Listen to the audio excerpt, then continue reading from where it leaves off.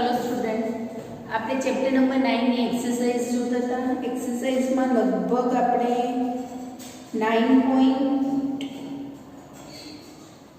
9.10 સુધી લગભગ થઈ ગયા છે। એના પછી આવશે 9.11 કે બી તત્વ યોગ મિથ્યા હાઇડ્રાઇડ અંગે તમારી શું સમજ શું છે। શું તમે એવી અપેક્ષા રાખો છો કે આલ્કલી ધાતુઓ આ પ્રકારના હાઇડ્રાઇડ બનાવી શકે? તમારા ઉત્તરનું વ્યાજબીપણું આપો। બિન તત્વ યોગમિથ્યા હાઇડ્રાઇડ એટલે કે એમાં હાઇડ્રોજન અને ધાતુ આયનની સંયોજકતા સમાન રીતે હોતી નથી। બિન તત્વ યોગમિથ્યા હાઇડ્રાઇડ સંયોજનો ડી અને એફ બ્લોકના તત્વો આપતા હોય છે અને આમાં હાઇડ્રાઇડ જે છે એ આંતરાલીય સ્થાનમાં ગોઠવાયેલા હોય છે। જ્યારે આપણે એવું જોઈ ગયા કે આલ્કલી ધાતુઓ એટલે કે એસ વિભાગના જે તત્વો છે એમાં હાઇડ્રોજનની સંયોજકતા અને ધાતુ આયનની સંયોજકતા છે એ લગભગ સમાન જેવી હોય છે। એટલા માટે આલ્કલી ધાતુ છે એ બિન તત્વ યોગમિથ્યા હાઇડ્રાઇડ સંયોજનો આપી શકે નહીં। એના પછી છે કે હાઇડ્રોજન સંગ્રહ માટે ધાત્વિય હાઇડ્રાઇડ કેવી રીતે ઉપયોગી છે? તો જ્યારે ધાત્વિય હાઇડ્રાઇડ બને છે ત્યારે ધાતુના જે લેટાઇસની રચના થાય છે એ લેટાઇસ રચનામાં જે આંતરાલીય સ્થાનો છે મતલબ કે જે ખાલી સ્થાનો છે એ ખાલી સ્થાનોમાં હાઇડ્રોજન અધિશોષિત થતો હોય છે કે આ ખાલી સ્થાનમાં હાઇડ્રોજન અધિશોષિત થયેલો હોય છે। એટલે કે હાઇડ્રાઇડ ધાત્વિય હાઇડ્રાઇડ સંયોજનો જે છે એ હાઇડ્રોજનનો સંગ્રહ કરે છે। એના પછી છે કે પરમાણુય હાઇડ્રોજન અને ઓક્સી હાઇડ્રોજન ટોર્ચ કાપવાના અને વેલ્ડિંગ કામમાં કેવી રીતે ઉપયોગી બને છે? કે પરમાણુય હાઇડ્રોજન છે ને એને જ્યારે વિદ્યુત ચાપમાંથી ઊંચા તાપમાને જ્યારે પસાર કરવામાં આવે છે ત્યારે આ હાઇડ્રોજન જે છે એને વિદ્યુત ચાપમાંથી ઊંચા તાપમાને પસાર કરીએ છે ત્યારે બે હાઇડ્રોજન છૂટા પડે છે અને એ જે હાઇડ્રોજન છે એ હાઇડ્રોજન કેવા છે? અસ્થાયી છે। અસ્થાયી હોવાને કારણે એ તરત જ શું થાય છે કે ઓક્સી હાઇડ્રોજન સાથે જોડાય છે અને વેલ્ડિંગનું કામ કરે છે, એમાં ઉપયોગી છે। એના પછી છે કે તમે NH3 H2O અને HF પૈકી કોના હાઇડ્રોજન બંધના ઊંચા પરિણામની અપેક્ષા કરો છો? NH3 H2O અને HF આપણે શીખી ગયા છે કે NH3 માં 3 નાઇટ્રોજનની બહારની કક્ષકમાં 5 ઇલેક્ટ્રોન છે એ 5 ઇલેક્ટ્રોનમાંથી 3 ઇલેક્ટ્રોન હાઇડ્રોજન સાથે બંધ બનાવે છે અને 2 બંધ વધારાના હોય છે। ઓક્સિજનમાં H2O માં ઓક્સિજન છે એની પાસે 6 ઇલેક્ટ્રોન બહારની કક્ષકમાં છે, એમાંથી 2 ઇલેક્ટ્રોન હાઇડ્રોજન સાથે બંધ બનાવે છે અને 2 પેર ઇલેક્ટ્રોન છે એ અબંધકારક ઇલેક્ટ્રોન છે। જ્યારે HF માં ફ્લોરિનમાં 7 ઇલેક્ટ્રોન હોય એમાંથી 1 ઇલેક્ટ્રોન બંધ બનાવવામાં જાય છે અને 3 પેર એટલે કે 6 ઇલેક્ટ્રોન છે એ અબંધકારક ઇલેક્ટ્રોન યુગ્મ તરીકે વર્તે છે। હવે અહીંયા આપ્યું છે આપણને કે હાઇડ્રોજન બંધના ઊંચા પરિણામની અપેક્ષા રાખો છો। તો NH3 H2O અને HF માં સૌથી વધુ વિદ્યુત ઋણતા છે એ કોની છે? HF ની છે। ફ્લોરિનની વિદ્યુત ઋણતા સૌથી વધારે છે, પછી ઓક્સિજનની છે અને પછી નાઇટ્રોજનની વિદ્યુત ઋણતા છે। એટલે સૌથી પ્રબળ બંધ છે એ શેમાં બને છે? પ્રબળ હાઇડ્રોજન બંધ છે એ HF માં બનતો હોય છે। એના પછી છે કે ક્ષારીય હાઇડ્રાઇડ પાણી સાથે વિસ્ફોટકીય પ્રક્રિયા કરી આગ ઉત્પન્ન કરે છે। આપણે શીખી ગયા કે NaH ના જે હાઇડ્રાઇડ છે એની પાણી સાથે પ્રક્રિયા કરવામાં આવે છે તો NaOH અને H2O છૂટો પડે છે।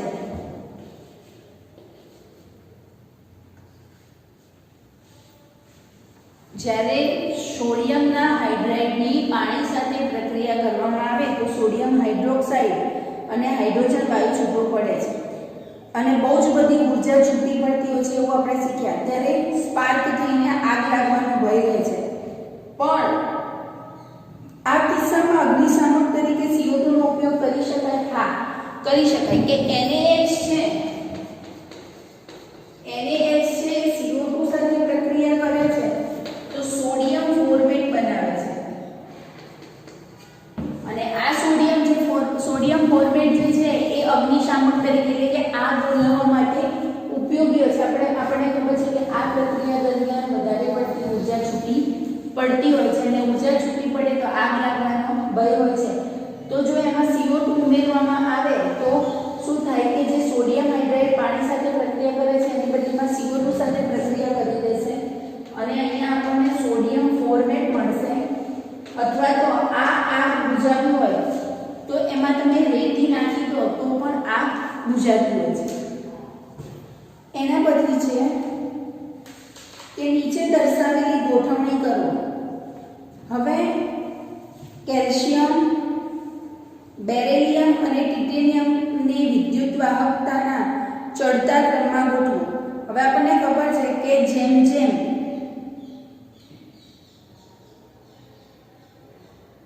એટલે કે ધાતુઓ વિદ્યુતની વાહક હોય છે, એમાં સૌથી ઓછી વિદ્યુત વાહકતા છે એ બેરિલિયમના હાઇડ્રાઇડની હશે.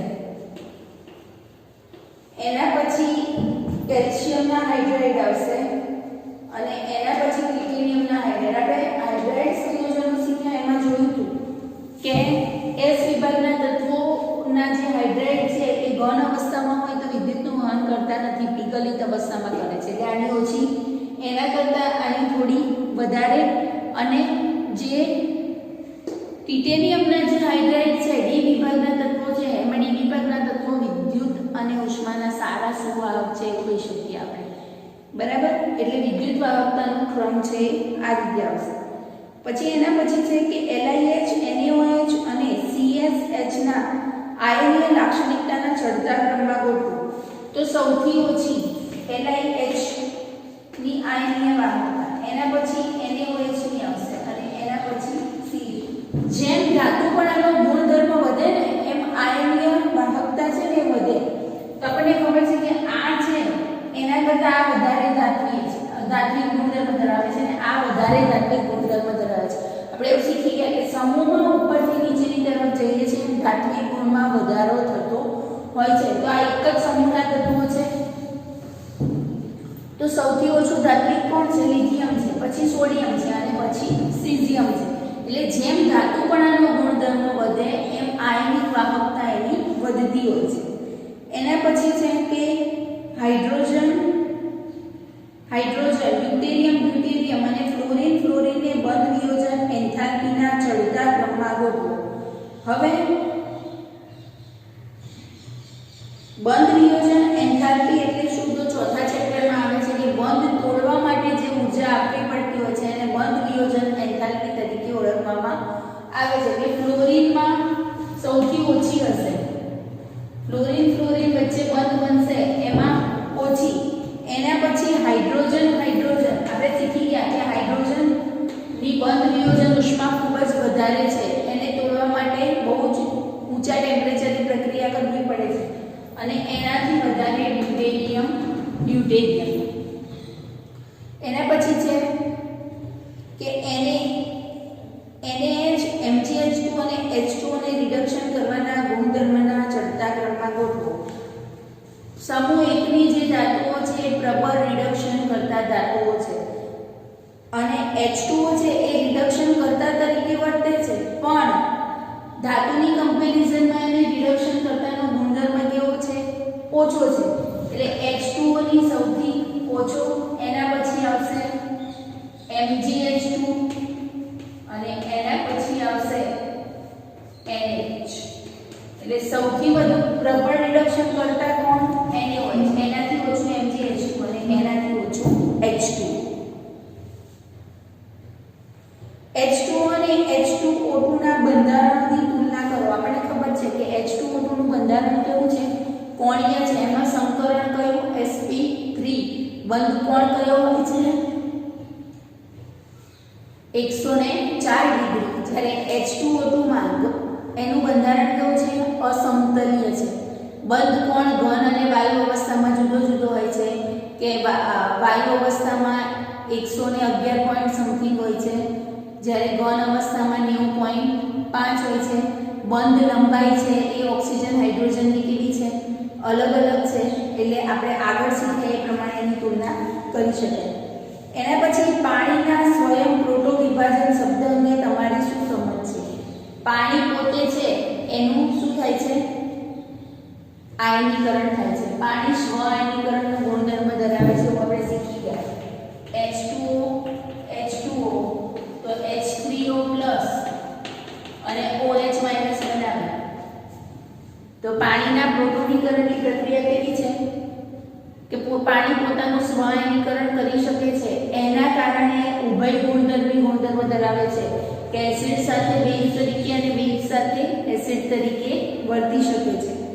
એના પછી છે કે પાણીની F2 સાથેની પ્રક્રિયાને ધ્યાને લઈ ઓક્સિડેશન અને રિડક્શન સંદર્ભે જણાવો. આપણે એવું શીખ્યા હતા કે પાણી છે એ અધાતુ સાથે પ્રક્રિયા કરે ત્યારે ઓક્સિડેશન કરતા તરીકે વર્તે છે, કે ધાતુનું અધાતુનું એ શું કરે છે, રિડક્શન કરતા તરીકે વર્તે છે, કે અધાતુનું એ શું કરે છે, રિડક્શન કરે છે.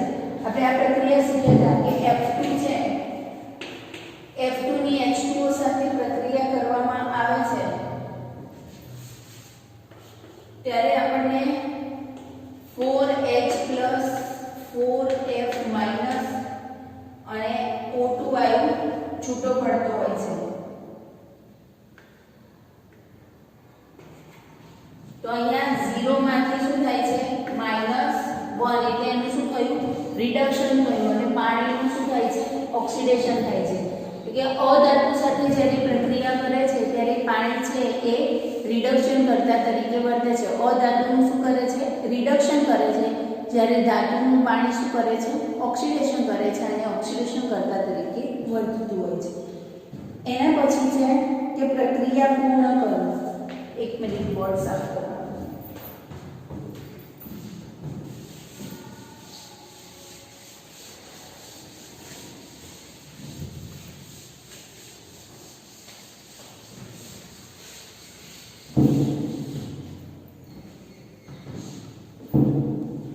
નીચેની રાસાયણિક પ્રક્રિયાઓ પૂર્ણ કરો. આપણે આગળ બધી લગભગ પ્રક્રિયાઓ શીખેલા છે કે અને ઉપર દર્શાવેલી પ્રક્રિયાઓને જળ વિભાજન, રેડોક્સ પ્રક્રિયા અને જલીયકરણ પ્રક્રિયાઓમાં વર્ગીકૃત કરો. તો PbS ની H2O2 સાથે પ્રક્રિયા કરવામાં આવે છે. PbS ની H2O2 સાથે આ સોલિડ ફોર્મમાં છે, આ એક્વસ ફોર્મમાં છે, ત્યારે PbSO4 બને અને H2O છૂટું પડે છે. PbSO4 ની પ્રક્રિયા કરીએ ત્યારે Pb ઓક્સિજન આ બાજુ કેટલા થાય છે, 4 ને 1 5 સલ્ફર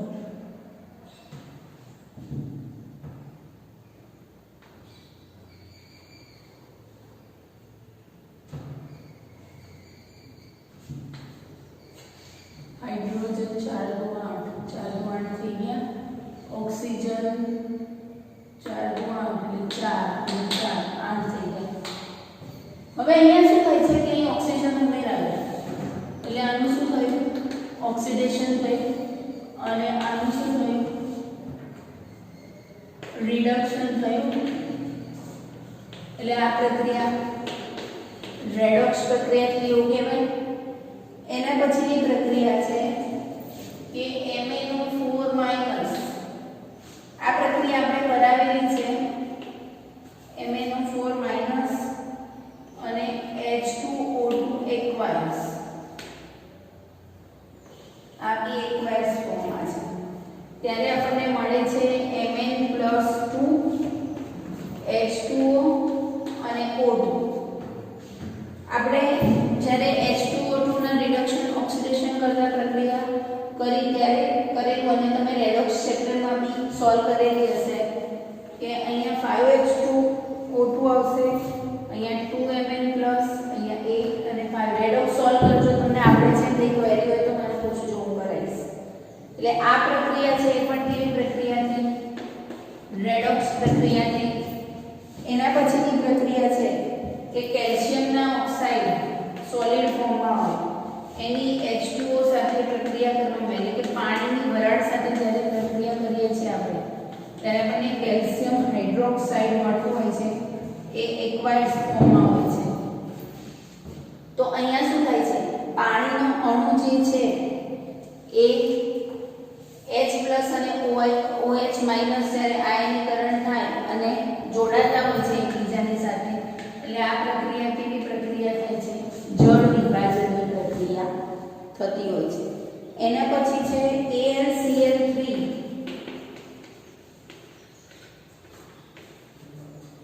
AlCl3 ગેસિયસ ફોર્મમાં છે. એની પાણી સાથે જ્યારે પ્રક્રિયા કરવામાં આવે છે ત્યારે એલ્યુમિનિયમના હાઇડ્રોક્સાઇડ મળે છે. અહીંયા પણ આયનીકરણ થાય. અહીંયા H+, OH-, અહીંયા Al+3 અને Cl- અને HCl મળતું હોય છે. અહીં 3 મોલ છે ક્લોરીનના ઇલેક્ટ્રોન, અહીંયા 3 થઈ ગયા ને. 3 દુ 6 હાઇડ્રોજન, તો 6 હાઇડ્રોજન, 3 ઓક્સિજન, 1 Al અને 3 Cl. એટલે આ પ્રક્રિયામાં બી શું થાય છે કે આયનીકરણ થઈ આનો ધ્રુવાયન ઋણાયન જોડાય છે, આનો ધ્રુવાયન આનો ઋણાયન જોડાય છે. એટલે અહીંયા જળ વિભાજનની પ્રક્રિયા થાય છે. આપણે નીચે કીધું છે કે જળ વિભાજન જલીયકરણની પ્રક્રિયામાં વર્ગીકૃત કરવાના કીધેલા છે. એના પછી છે કે Ca3N2 સોલિડ ફોર્મમાં હશે. એની H2O સાથે જ્યારે પ્રક્રિયા આપણે કરીએ છીએ ત્યારે અહીંયા પણ કેલ્શિયમ હાઇડ્રોક્સાઇડ મળે છે અને નાઇટ્રોજન હાઇડ્રાઇડ મળે છે. નાઇટ્રોજન અહીંયા 2 મોલ છે એટલે અહીંયા 2 મોલ અને કેલ્શિયમ 3 છે એટલે અહીંયા 3 મોલ. તો પછી H2O સેટ થઈ જતા હશે.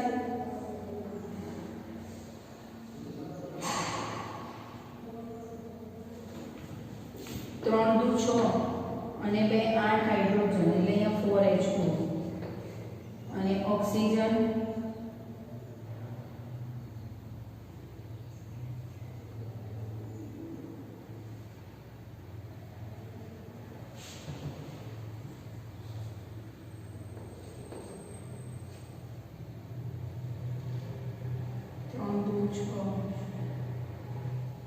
છ ઓક્સિજન અહીંયા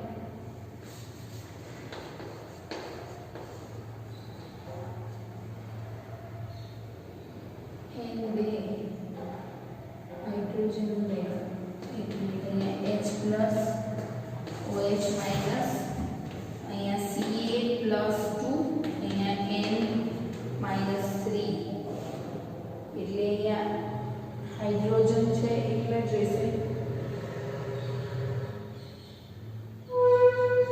3NH.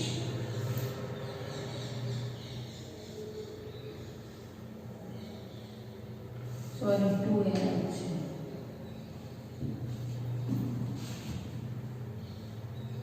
અને OH- 1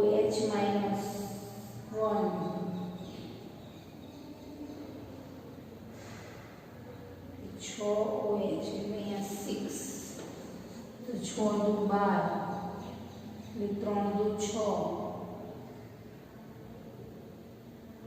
ઓક્સિજન 6 થયા અને 3 દુ 6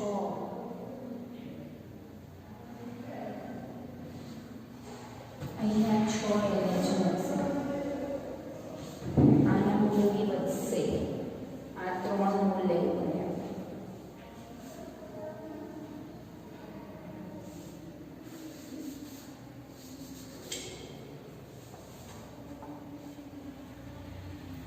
ઇન શોર્ટ કે અત્યારે આપણે શું જોવાનું છે કે આ જળ વિભાજનની પ્રક્રિયા છે.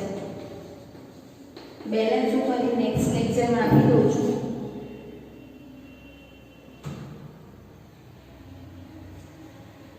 એના પછી છે કે બરફના સામાન્ય સ્વરૂપના બંધારણનું વર્ણન કરો.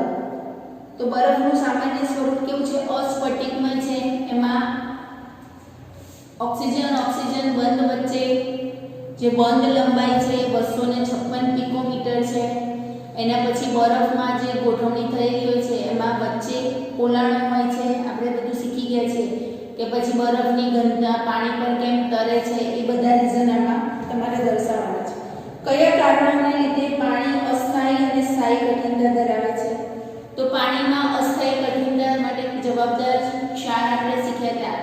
કેલ્શિયમ અને મેગ્નેશિયમના કાર્બોનેટ ક્ષાર જે છે એ પાણીમાં અસ્થાયી કઠિનતા માટે જવાબદાર છે. સોરી, બાયકાર્બોનેટ ક્ષાર લખવાનું.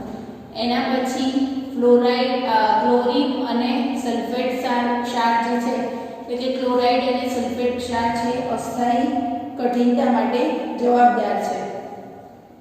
સંશ્લેષિત આયન વિનિમય રેઝિન પદ્ધતિ દ્વારા કઠિન પાણીને નરમ બનાવવાની પદ્ધતિ શીખી ગયા કે ધન આયનના વિનિમય માટે ધન આયનનો ઉપયોગ કરવાનો, ઋણ આયન વિનિમય માટે ઋણ આયન વિનિમય રેઝિન ઉપયોગ કરવાનો. એટલે આપણને H+ અને OH- આયન મળે છે અને એ બંને જોડાય છે ત્યારે પાણી બને છે. પાણીના ઉભય ગુણધર્મની સ્વભાવ દર્શાવતી પ્રક્રિયા આપણે શીખી ગયા છે કે NH3 ની H2O સાથે પ્રક્રિયા કરીએ તો પાણી બેઝ તરીકે વર્તે, સોરી, પાણી એસિડ તરીકે વર્તે છે.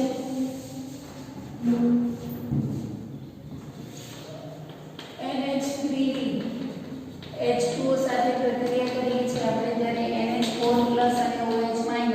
અહીંયા પાણી પ્રોટોનનું દાન કરે છે એટલે એસિડ તરીકે વર્તે છે અને આ બેઝ છે. HCl ની વાત કરું, એની H2O સાથે જ્યારે પ્રક્રિયા કરવામાં આવે છે, આપણે જ્યારે બુકમાં લીધું ત્યારે તમને સલ્ફેટ HS નું એક્ઝામ્પલ લેવડાવ્યું છે, પણ અહીંયા આપણે શું કરીશું? Cl- અને H3O+.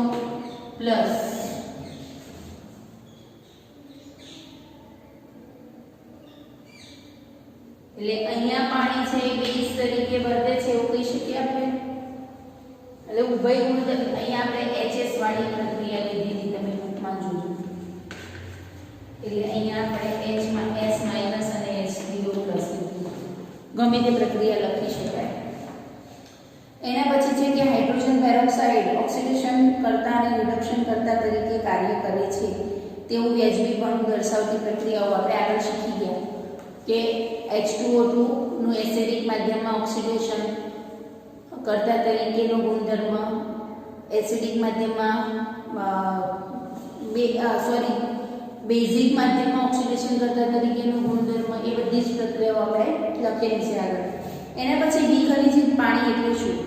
વિખનિજિત પાણી એટલે શું? તો આ સંશ્લેષિત રેઝિન પદ્ધતિમાં ધન આયન વિનિમય રેઝિનની મદદથી ધન આયનની કઠિનતા દૂર થાય છે અને ઋણ આયન વિનિમય રેઝિનની મદદથી ઋણ આયનની કઠિનતા દૂર થતી હોય છે અને H+ અને OH- આયન છૂટા પડે એ જોડાય જે પાણી બનાવે છે એમાં કોઈ ક્ષાર હોતા નથી અને એક ક્ષાર રહિત જે પાણી છે એને આપણે વિખનિજિત પાણી કહીએ.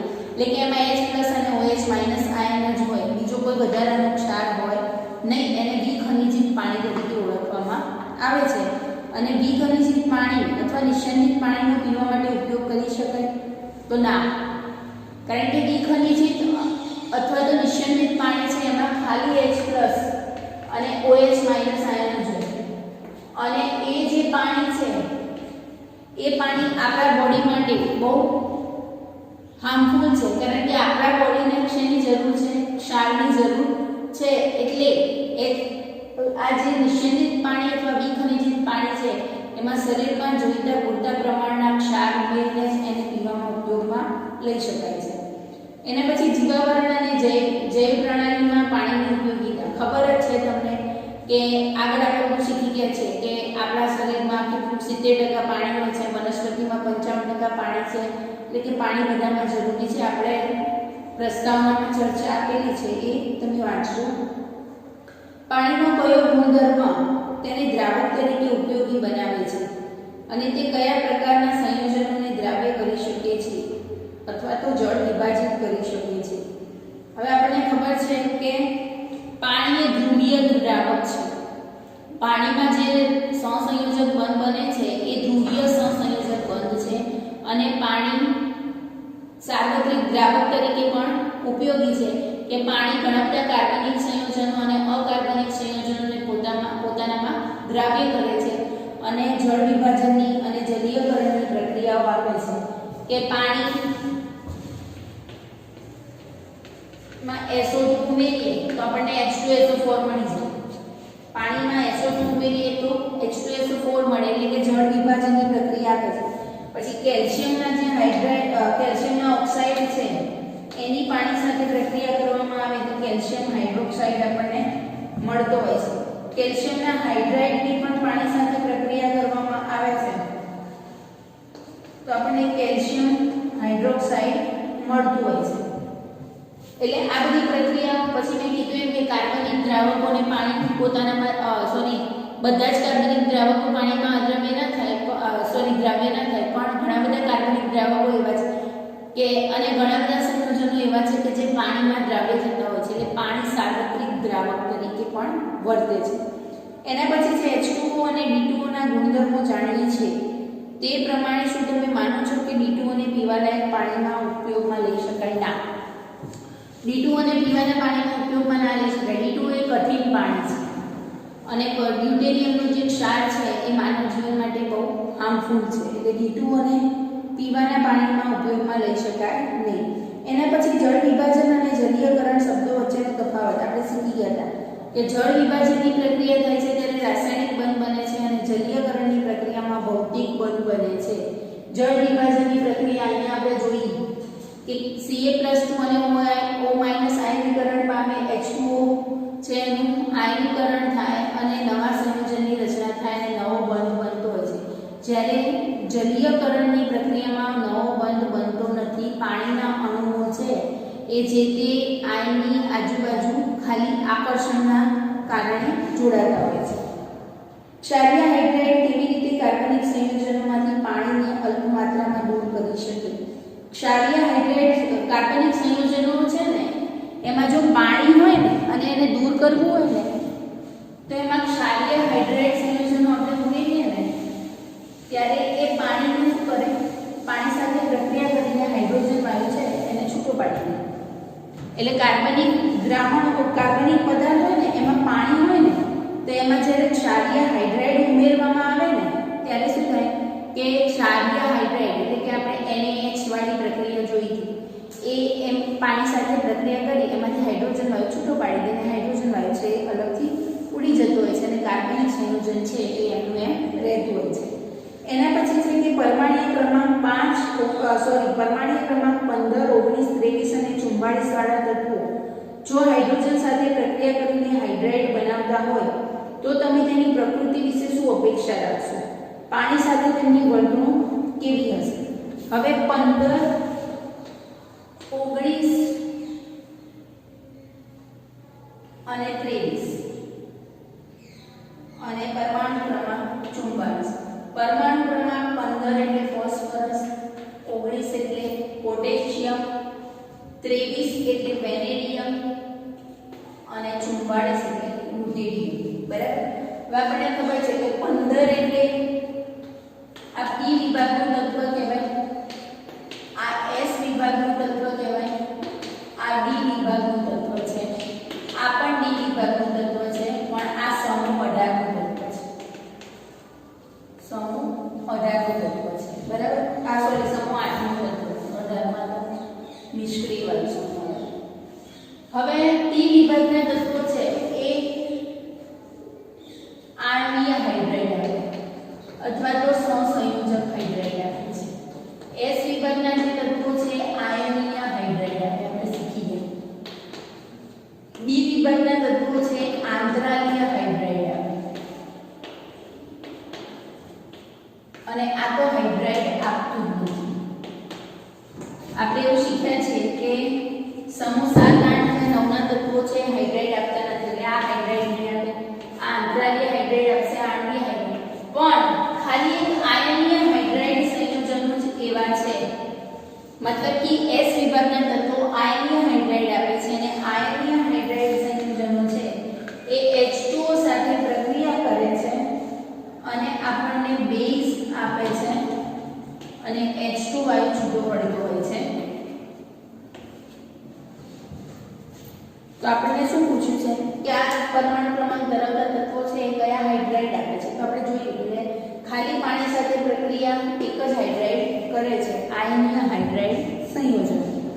એના પછી છે કે જ્યારે એલ્યુમિનિયમ ક્લોરાઇડ અને પોટેશિયમ ક્લોરાઇડની સામાન્ય પાણી સાથે, એસિડિક પાણી સાથે અને બેઝિક પાણી સાથે પ્રક્રિયા કરવામાં આવે છે તો દ્રાવણમાં કેવી નિપજો ઉત્પન્ન થાય? હવે KCl છે ને એ ક્યારે મળે? તો જ્યારે પ્રબળ બેઝ અને પ્રબળ એસિડની પ્રક્રિયા થાય ને, પ્રબળ એસિડ એટલે HCl અને પ્રબળ બેઝ એટલે KOH. એસિડ તમે આગળ શીખી ગયા કે એસિડ અને બેઝ વચ્ચે પ્રક્રિયા થાય ત્યારે ક્ષાર અને પાણી મળે. KCl શું છે? ક્ષાર છે અને આ પાણી છે. એટલે કે પ્રબળ એસિડ અને પ્રબળ બેઝ વચ્ચે પ્રક્રિયા થાય છે ને ત્યારે આપણને KCl મળતો હોય છે. એટલે કે સામાન્ય પાણીમાં જ્યારે પ્રક્રિયા કરે ને એટલે શું થાય છે કે આ ક્ષાર મળતો હોય છે. પછી બીજું શું પૂછ્યું છે આપણને કે ક્લોરાઇડ અને પોટેશિયમ ક્લોરાઇડની જુદી જુદી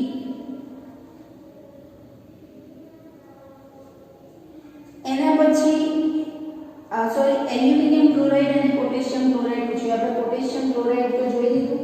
હવે એલ્યુમિનિયમ ક્લોરાઇડની વાત કરીએ અને આ જે છે ને એ બધા પાણીમાં સંતૃપ્ત પ્રક્રિયા હશે. એસિડિક પાણી લઈશ તો પણ આનું KCl નું ખાલી શું થશે? આયનીકરણ થશે. A+ અને Cl- આયન મળશે. સાદા પાણીમાં બી આ થશે, એસિડિકમાં બી આ થશે અને બેઝિકમાં બી આ જ પ્રક્રિયા થશે. તે પ્રબળ એસિડ અને પ્રબળ બેઝ વચ્ચે પ્રક્રિયા થાય છે અને આપણને ક્ષાર મળતો હોય છે. પણ એલ્યુમિનિયમનો જે ક્લોરાઇડ છે એ AlCl3 આપણને ખબર છે કે એલ્યુમિનિયમનો ક્લોરાઇડ છે એ ક્યારે મળે છે? તો નિર્બળ બેઝ અને પ્રબળ એસિડની પ્રક્રિયા થાય. નિર્બળ બેઝ અને પ્રબળ એસિડની પ્રક્રિયા થાય ત્યારે આપણને AlCl3 મળતો હોય છે. અને AlCl3 જે મળે છે એની જ્યારે પાણી સાથે આપણે પ્રક્રિયા કરીએ છીએ, H2O સાથે પ્રક્રિયા કરીએ ત્યારે આપણને એલ્યુમિનિયમના હાઇડ્રોક્સાઇડ અને HCl મળે તો કહેવાય AlCl3 ની સાદા પાણી સાથે જ્યારે પ્રક્રિયા કરીએ ત્યારે એલ્યુમિનિયમ હાઇડ્રોક્સાઇડ અને HCl વાયુ છૂટો પડતો હોય છે. પણ એની જ્યારે પછી આગળ આપણે શું કીધું છે?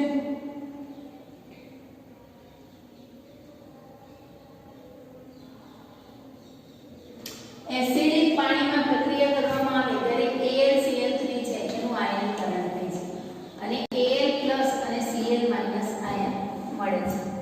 Al+3 અને Cl- આયન મળે છે. પણ AlCl3 ની જ્યારે બેઝિક પાણી સાથે, એટલે કે બેઝિક પાણીમાં OH- આયન હશે. બેઝિક પાણી એટલે શું? તો એમાં OH- આયન વધારે હોય. એસિડિક પાણી એટલે શું? તો એમાં H+ આયન વધારે હોય. બેઝિક પાણી સાથે જ્યારે પ્રક્રિયા કરવામાં આવે છે ને ત્યારે એલ્યુમિનેટો આયન મળે છે આપણને. એલ્યુમિનેટો આયન મળતો હોય છે. બરાબર. એના પછી છે H2O2 કેવી રીતે રંગનાશક તરીકે વર્તે છે? તો H2O2 નું જ્યારે વિઘટન થાય ત્યારે નવજાત ઓક્સિજન ઉત્પન્ન થાય છે એવું કહી શકીએ. H2O2 નું વિઘટન થાય ત્યારે નવજાત ઓક્સિજન ઉત્પન્ન થાય છે અને એ ઉત્પન્ન થયેલો ઓક્સિજન છે ને એ બહુ જ અસ્થાયી હોય છે. ઉત્પન્ન થયેલો ઓક્સિજન છે એ કેવો છે? અસ્થાયી છે. અને એ શું કરે છે પછી કે જે રંગો છે એની પ્રબળતાને અસર કરે છે અને એને રંગવિહીન બનાવતું હોય છે. એટલા માટે અને પ્રબળ અસ્થાયી ઓક્સિજન જે ઉત્પન્ન થાય છે આપણને ખબર છે એ તરત જ શું કરશે? ઓક્સિડેશનની પ્રક્રિયા કરશે અને જે રંગ છે એ રંગને શું કરે? ઇઝીલી દૂર કરી શકે છે. પણ એટલું યાદ રાખવાનું કે H2O નું વિઘટન થાય ત્યારે નવજાત ઓક્સિજન ઉત્પન્ન થાય. નવજાત ઓક્સિજન છે ખૂબ જ અસ્થાયી છે અને અસ્થાયી હોવાને કારણે એ ઓક્સિડેશનની પ્રક્રિયા દ્વારા રંગોનો શું કરે છે? દૂર કરે છે, એમ કે નાશ કરે છે. એના પછી છે કે નીચે દર્શાવેલા શબ્દો અંગે તમારી સમજ. હાઇડ્રોજન અર્થવ્યવસ્થા. હાઇડ્રોજન અર્થવ્યવસ્થા એટલે શું? તો હાઇડ્રોજનનું પ્રવાહી સ્વરૂપ અથવા તો એનું જે વાયુ સ્વરૂપ છે એને એકબીજામાં રૂપાંતરિત કરી અને અર્થવ્યવસ્થામાં એનો ઉપયોગ કરવાનો. એના પછી હાઇડ્રોજનીકરણ એટલે કે યોગશીલ પ્રક્રિયામાં જે હાઇડ્રોજન ઉમેરાય છે, સંતૃપ્ત હાઇડ્રોકાર્બનમાંથી અસંતૃપ્ત હાઇડ્રોકાર્બન મેળવવા માટે આપણે યોગશીલ પ્રક્રિયા કરીએ છીએ. એને શું કહેવાય? હાઇડ્રોજનીકરણ.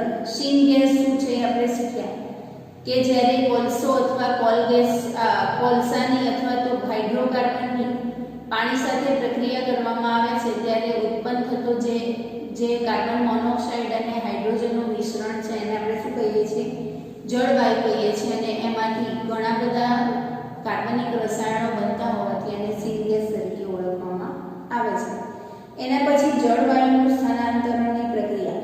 જળવાયુના સ્થાનાંતરણની પ્રક્રિયામાં આપણે શીખ્યા કે કાર્બન મોનોક્સાઇડ અને હાઇડ્રોજનનું જે મિશ્રણ છે એને આયન ક્રોમેટ ઉદ્દીપકની હાજરીમાં 673 સેલ્સિયસ તાપમાને ગરમ કરવામાં આવે છે ત્યારે જળવાયુનું સ્થાનાંતરણ થાય છે અને H2 વાયુ છૂટો પડે છે. આવી પ્રક્રિયાઓ આપણે આગળ કરેલી છે.